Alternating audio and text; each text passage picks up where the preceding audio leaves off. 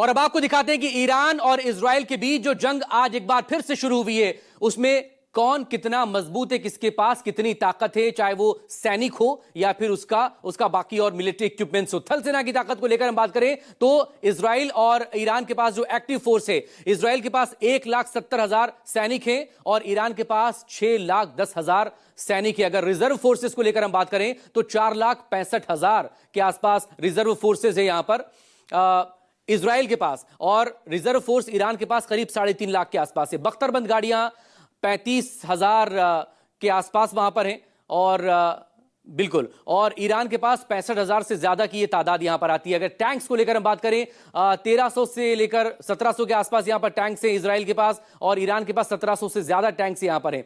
Artillery जो है वो उसमें भी बहुत बड़ा डिफरेंस है, 1100 इजराइल के पास है और करीब करीब 3,400 से ज्यादा यहां पर ईरान के पास है। अब एयरफोर्स की ताकत को अगर हम देखेंगे तो वहां पर इजराइल आगे नजर आता है, क्योंकि इजराइल और ईरान के पास अगर कुल एयरक्राफ्ट को लेकर हम बात करें, और ये जो जंग है वो फिलहाल एयरक्राफ्ट के जरिए या ड्रोन के जरिए ही लड़ी जा रही है। इजराइल के पास 611 एयरक्राफ्ट है जबकि ईरान के पास है 551।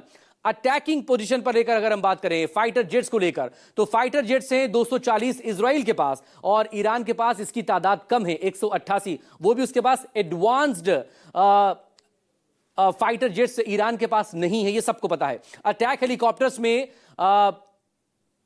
ठीक है, एयरफोर्स की ताकत को लेकर हम बात करें 48 इजराइल के पास है और ईरान के पास महज 13 ही है।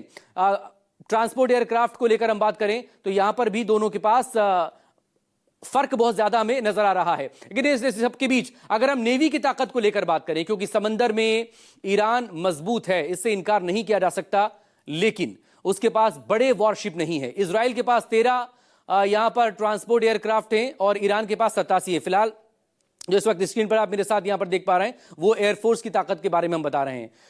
नेवी की ताकत अगर हम देखें तो नेवी के लिहाज से कोई बड़ा वॉरशिप ईरान के पास नहीं है, लेकिन समंदर के एक बड़े हिस्से पर उसके पोर्ट्स हैं, हॉर्मूज की खाड़ी भी उसी के पास यहां पर आती है।